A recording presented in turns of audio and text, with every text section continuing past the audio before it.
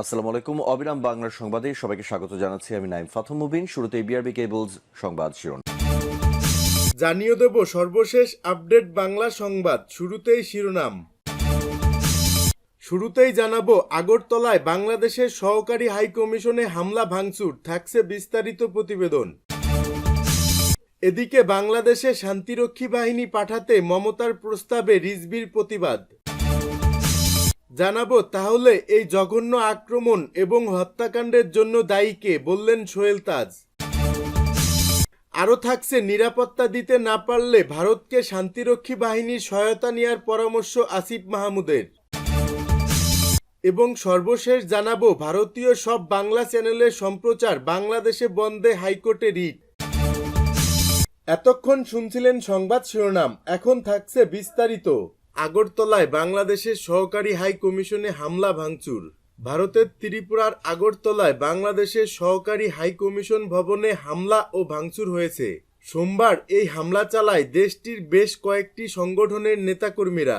জানা যায় এদিন আগরতলার সার্কিট হাউসে অবস্থিত গান্ধী মূর্তির সামনে প্রথমে বিক্ষোভ সমাবেশ করে তারা। পরে বিক্ষোভ সমাবেশ থেকে 6 জনের একটি প্রতিনিধি দল বাংলাদেশ সহকারী হাই কমিশনে গিয়ে স্মারকলিপি দেয়। এক পর্যায়ে বিক্ষোভকারীরা সহকারী হাই কমিশনের ভেতরে প্রবেশ করে স্থাপনার বিভিন্ন অংশ ভেঙে ফেলেন। এ সময় তাদের বাধা দেন নিরাপত্তার দায়িত্বে থাকা পুলিশের সদস্যরা।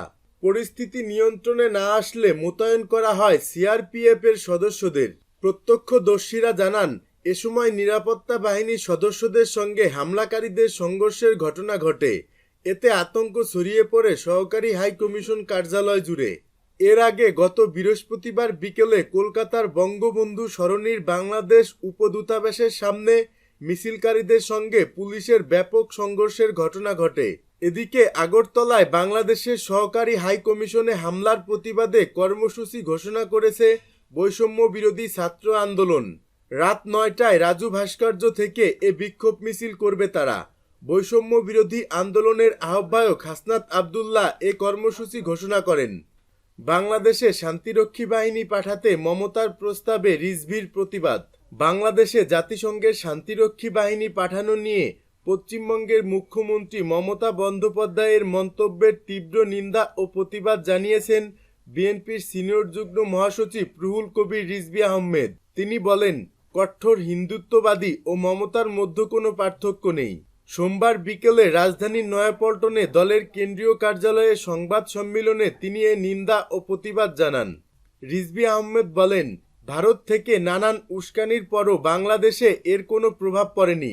শান্তিরক্ষী পাঠানোর মতো বক্তব্য সার্বভৌমত্বে হস্তক্ষেপের হুমকির সমান বলেও মন্তব্য করেন রিজভী। বিএনপির এ নেতার দাবি, শেখ হাসিনার পতনে ভারতীয় শাসক গোষ্ঠী মুষড়ে পড়েছে। দেশ থেকে পাচার করা অর্থের বিরাট অংশ ভারতে পাচার করা হয়েছে, আর তা সেখানকার রাজনীতিবিদদের পেছনে খরচ করা হয়েছে। ভারত বাংলাদেশের সাথে অঘোষিত যুদ্ধ চালিয়ে যাচ্ছে বলেও মনে করেন বিএনপির এই নেতা। এদিকে বিধানসভায় আলোচনায় অংশ নিয়ে বাংলাদেশের সাম্প্রতিক অস্থিরতা নিয়ন্ত্রণ এবং হিন্দুসহ সংখ্যালঘুদের সুরক্ষায় জাতিসংঘের শান্তিরক্ষী বাহিনী বাংলাদেশে পাঠানোর জন্য প্রস্তাব দেন মমতা বন্দ্যোপাধ্যায়। তাহলে এই জঘন্য আক্রমণ এবং হত্যাকাণ্ডের জন্য দায়ী কে, বলে মন্তব্য করলেন সোহেল তাজ। সাবেক স্বরাষ্ট্র প্রতিমন্ত্রী এবং বাংলাদেশের সাবেক প্রধানমন্ত্রী তাজউদ্দিন আহমেদের ছেলে সোহেল তাজ বলেছেন, 21 আগস্ট গ্রেনেড হামলায় কারা জড়িত সেই বিষয়ে মানুষ সত্যটা জানে না। সোমবার নিজের ভেরিফাইড ফেসবুক অ্যাকাউন্ট থেকে শেয়ার করা এক পোস্টে তিনি একথা বলেন। সাবেক স্বরাষ্ট্র প্রতিমন্ত্রী এবং বাংলাদেশের সাবেক প্রধানমন্ত্রী তাজউদ্দিন আহমেদের ছেলে সোহেল তাজ বলেছেন, 21 আগস্ট গ্রেনেড হামলায় কারা জড়িত সেই বিষয়ে মানুষ সত্যটা জানে না। সোমবার নিজের ভেরিফাইড ফেসবুক অ্যাকাউন্ট থেকে শেয়ার করা এক পোস্টে তিনি একথা বলেন। 2004 সালের 21 আগস্ট আওয়ামী লীগের প্রধান কার্যালয়ের সামনে বঙ্গবন্ধু অ্যাভিনিউয়ে শেখ হাসিনার সমাবেশে গ্রেনেড হামলার ঘটনা ঘটে। সেই হামলায় বেশ কয়েকজন নিহত হন এবং আহত হন আরও অনেকে। সম্প্রতি এই মামলার চার্জশিট অবৈধ ঘোষণা করে আসামিদের খালাস দিয়েছেন আদালত। রায়ের বিষয়ে প্রতিক্রিয়া ব্যক্ত করে সাবেক স্বরাষ্ট্র প্রতিমন্ত্রী তানজিন আহমেদ সোহেল তাজ বলেন, তাহলে এই জঘন্য আক্রমণ এবং হত্যাকাণ্ডের জন্য দায়ী কে? একই সঙ্গে তিনি বলেছেন, সাধারণ মানুষ দিশেহারা বা অসহায়, জানে না কোনটা সত্য আর কোনটা বানোয়াট। সোহেল তাজ তার পোস্টে বলেন, হতভাগা একটা দেশ বাংলাদেশ, যেই দেশে বিচার ব্যবস্থার উপর জনগণের আস্থা থাকে না, সেই দেশ কোনোদিন উন্নতি করতে পারবে না। কারণ একটি সমৃদ্ধ দেশ গড়তে লাগে সুশাসন। সোহেল তাজ আরও লেখেন, সুশাসন কায়েমের পূর্ব শর্ত হচ্ছে ন্যায় বিচার এবং আইনের শাসন। কিন্তু যুগ যুগ ধরে বাংলাদেশের রাজনীতির কালচার সবকিছু ধ্বংস করে দিয়েছে। এক এক দল গোষ্ঠী এক একবার ক্ষমতায় আসে আর তাদের মতো করে বিচার ব্যবস্থাকে ম্যানিপুলেট করে। সাধারণ মানুষ দিশেহারা, অসহায়, জানে না কোনটা সত্য আর কোনটা বানোয়াট। 21 আগস্ট গ্রেনেড হামলার জন্য দায়ী কে? সে প্রশ্ন তুলে সোহেল তাজ লেখেন, কে দায়ী? বিএনপি সরকারের সময় জজ মিয়া কাহিনী, আবার ১/১১ সরকারের সময় শাইখ আব্দুর রহমান এবং আওয়ামী লীগ সরকারের সময় তারেক রহমান।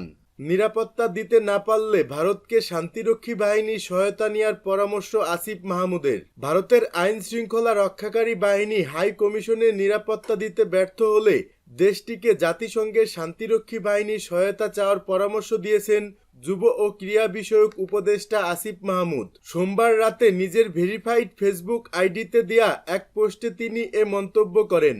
আসিফ মাহমুদ তার পোস্টে লিখেন, যদি ভারতের আইন শৃঙ্খলা রক্ষাকারী বাহিনী হাই কমিশনের নিরাপত্তা দিতে ব্যর্থ হয়, তাহলে জাতিসংঘের শান্তিরক্ষী বাহিনীর সহায়তা চাইতে পারে।